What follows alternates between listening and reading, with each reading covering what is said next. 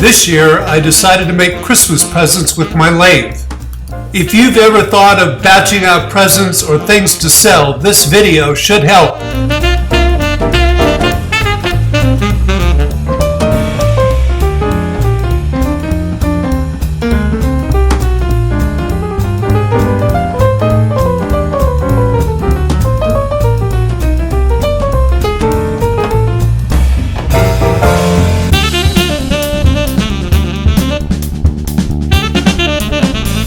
Hello there and welcome to WB Fine Woodworking. I'm Don Bullock. In this video, I'm going to share with you how I batched out 13 ice cream scoop handles. The other 12 have gone off to their new homes, and this one was left over. I decided that I better do one extra just in case I mess up on one of them. So this one's going to be used for something here at home, probably a pizza cutter or something like that. One of the reasons I bought the lathe was I thought I could make presents with it. Since I'd already made the ice cream scoop and we really liked that, my wife and I decided that ice cream scoops would be a great present. We looked over our list of close friends and family and decided to make a dozen ice cream scoops. I went over to one of our local hardwood suppliers, Tropical Exotic Hardwoods of Latin America in Carlsbad, California, and found this piece of bacote. Yes, it has a bow in it, but that didn't really matter for short ice cream scoop handles. As you can see here, the board didn't look like much because it was still rough sawn, but I could look through and see that it did have a nice grain pattern. I thought it would make some beautiful ice cream scoop handles. I planned on splitting the board down the middle, so I took it over to my jointer to give me a good edge to go against the fence of the bandsaw.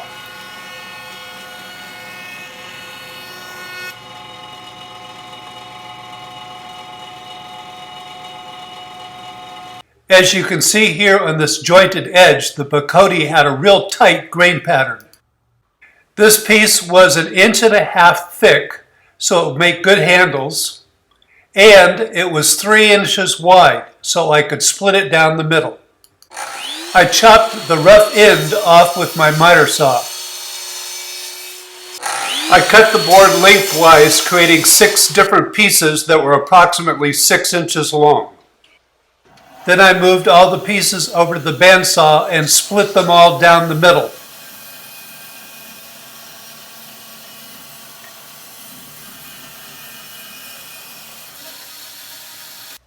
This gave me 12 turning blanks that I could use for the handles.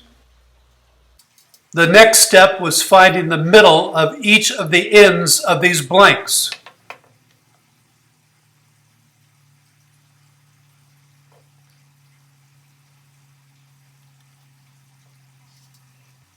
I used my awl and a mallet to make a dent in the center of each end. To start out, I put one end of each piece in the chuck and secure the other end with a live center. With the piece secure, I used the roughing gouge to round out the blank.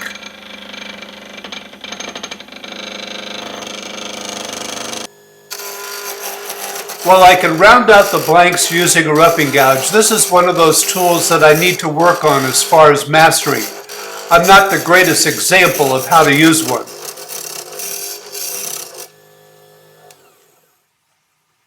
It's almost there. I need to round it out a little bit more. There's a good example of what I need to work on.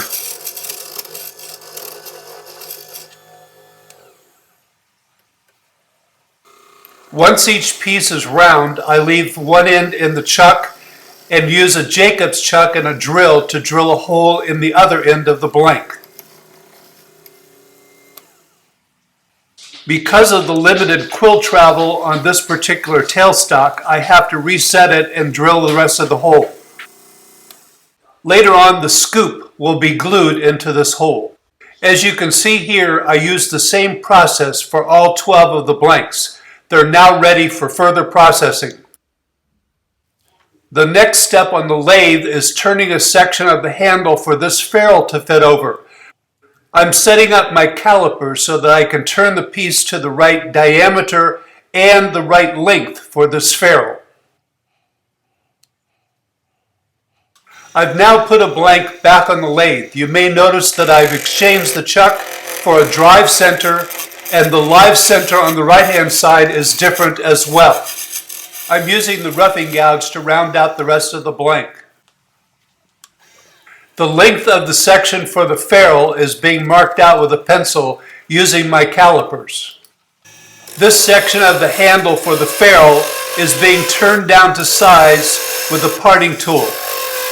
As I watched this segment and listened to it, I realized my parting tool was dull. I should have sharpened it. I'm now using my other calipers to check the diameter. The ferrule doesn't fit, so I have to turn it down again. Now I need to be more careful. This fit has to be very tight, so I'm trying my best to make sure that I don't go too far. Still quite not there. So I'll turn it and see if I can get it down to the right size. While you're watching this, remember I have to do this 12 times for all 12 handles. Now the ferrule fits on, but it's still too tight. So a little fine tuning is necessary to get it down to a perfect size. Now that's what I call a tight fit. If I can do that for all 12 handles, I'll really be happy. Well, all 12 are done. Now I'm taking a marker and marking the diameter of the ferrule. That way I don't turn down past that when I put it back on the lathe. Now comes the fun part, deciding what these handles are going to look like. Here I'm using a parting tool to start the edge of a bead. I'm putting one at this end of the piece, and we'll be going down to the other end and starting a bead down there as well. In fact, on this piece, I decided to put 2 beads at the end of the handle.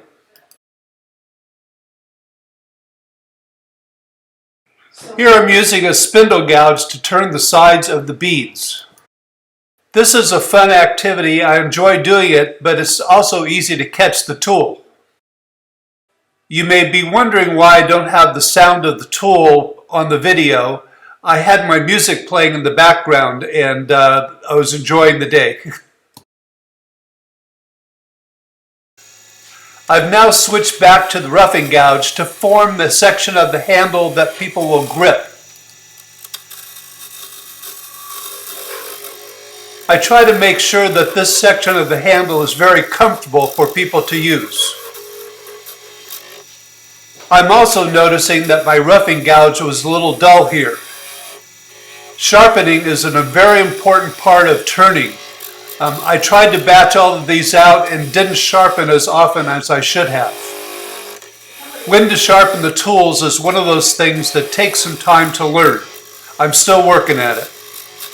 But you can see here the basic shape that I was going for this handle. After I made the shape for the handle, I went back and cleaned up the beads with my spindle gouge.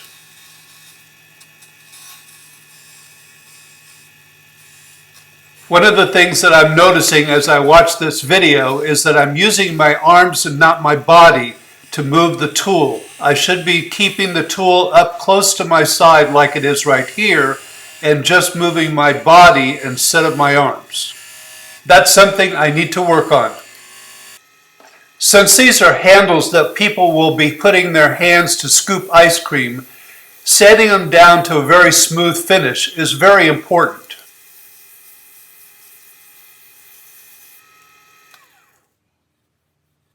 To sand these handles, I started out with 150 grit sandpaper.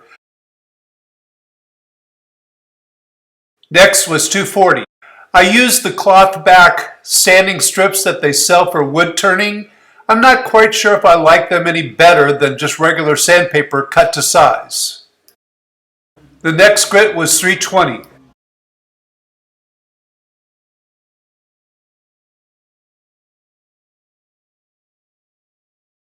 Now 400 grit.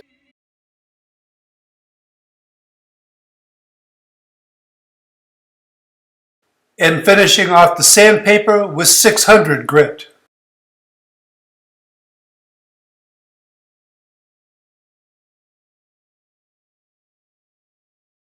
After using the sandpaper to sand the handles, I decided to use my small skew chisel to add some extra decoration on a few of them.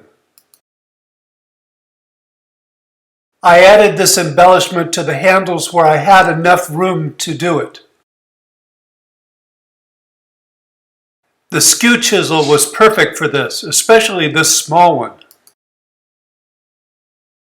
When the lathe stops, you can see what this decoration added to the handle. I wanted these handles to feel smooth in the hands of the people that use them. I decided to use these micro mesh pads. They go from 1500 grit to 12,000 grit. They burnish the wood before the finish. Several of the people who received the ice cream scoops commented on how smooth they felt in their hands. So here we have 13 ice cream scoop handles. Yes, 13. Somewhere along the line I messed up on one, so I had to replace it, and while I was at it I made an extra one just in case I goofed again. You may have noticed that I've already made one complete ice cream scoop. I did this so my wife could see what the project was going to look like. She was very happy with the result. I also experimented with the finish on one of the handles in the foreground. The remaining 11 handles are ready for finish. The finish that I applied is this Brown's Best walnut oil, wax, and shellac mixture. It turned out to be an excellent finish for these ice cream scoop handles. I squeezed out a small amount of finish onto a paper towel and used that to apply the finish to the handles.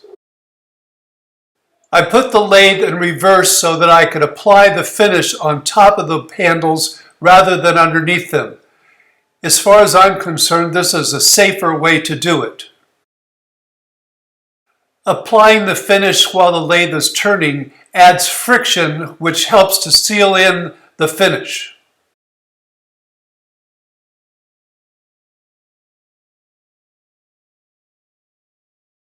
This is what the handles look like right after the finish was applied. Now all the handles had to go back on the lathe so that I could part them off from that extra piece at the end where the drive center is. Here I'm using the parting tool to get down to a small nub.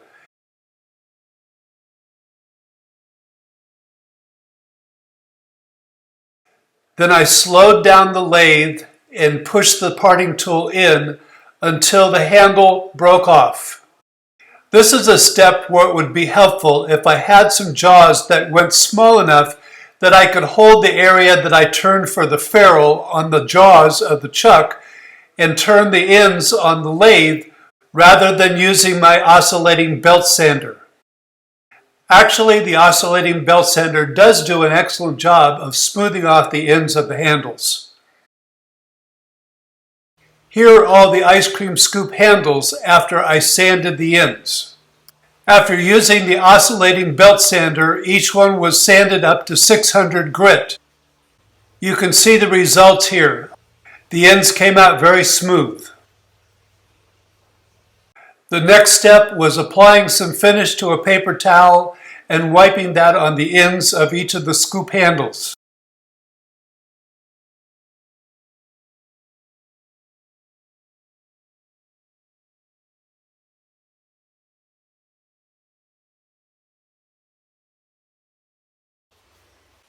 Here are all the handles after another coat of finish was applied to all of them.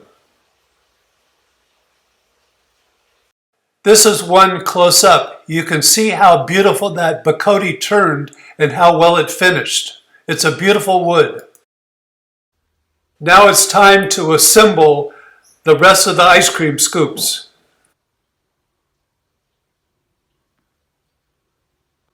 These ice cream scoop packages came well wrapped. You can see that the scoop is wrapped in bubble wrap and the ferrule was in a plastic bag. Looking at all these ice cream scoop parts that had to be glued together is when this project started to become a little daunting to me. I laid out all the necessary tools and materials, and I made a rack for the scoops to lay on while they dried. The next step is where I made a mistake and I corrected it about halfway through. I applied glue for the ferrules and then decided to apply glue in the hole for the scoops as well. That turned out to be a very rough way to do this because it was very messy. This is the first time I've used epoxy on such a large project, and I didn't realize how quickly the epoxy dries in the little dishes that I mixed it in as well. So I had to continue to mix epoxy. I discovered that I could apply the epoxy to 2 scoops before it hardened in the dish. So for the last 6 scoops, I decided to put the ferrules on first and then add the scoop parts later. This also helped with cleanup. I discovered that I could use denatured alcohol to clean the epoxy off of the ferrules before it dried completely.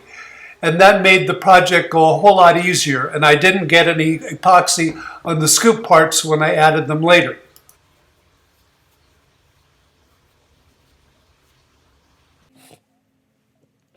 And now I'm finally down to assembling that last handle. Using my Rockler brush to put epoxy in the hole,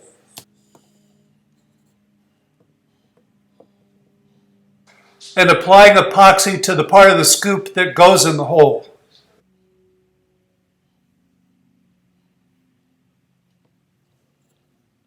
Gluing that last scoop into the handle was a great, satisfying experience. It meant that I was finally done. I left all the scoops in the rack overnight to dry. The next morning, I staged all the scoops in front of the lathe on top of the shavings as sort of a parting photograph before they went off to their new homes. Overall, this was a great project, and I wouldn't mind doing it again. You may have noticed by now that each handle had a unique design. It was a lot of fun trying to make each one different from the rest. If I do a project like this in the future, I sure learned a lot and can do a much better job the next time around. Well, here are my thoughts on batching out these ice cream scoops. Practice making whatever you want to make before you decide to make a whole lot of them. Decide ahead of time on the number of pieces that you need and add at least 1 extra. Find the right wood for the project, one that will look good and one that will fit the size that you need. Plan out all the different steps that you need to do to make this particular project. Decide how you're going to set up each of the tools for each step along the way. Complete each step on all the pieces before going on to the next step. This is especially important when you have to change setups on a machine. And most importantly, remember to be creative and enjoy the work. It should be a lot of fun. Well, that's my thoughts of batching out these ice cream scoop handles. I hope you find this video helpful. Maybe you can apply it to something else other than turning. If you like this video, please remember to hit the thumbs up down below, ask any questions or comments. I greatly appreciate all of you that have subscribed and view my videos. Thank you all very much for watching.